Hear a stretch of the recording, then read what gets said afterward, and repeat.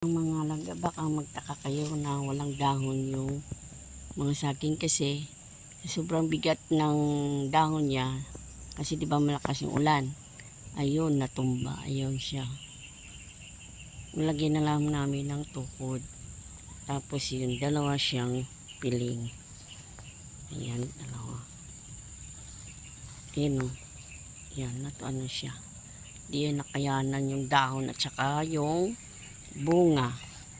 Kaya ayun, nagbigay yung puno niya. Ayun.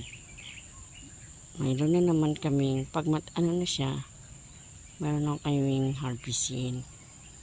Ito na siya yung guyod. Guyod na, totoo na nung guyod. Ayan, dalawa. Ito yung mahaba. Ayan.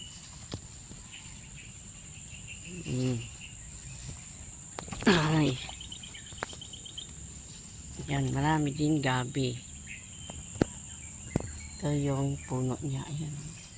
Ayan o. Pero, malaki pa rin sila kahit wala na sila mga dahon. Ayan, malaki pa rin yung ano niya, bunga. Okay guys.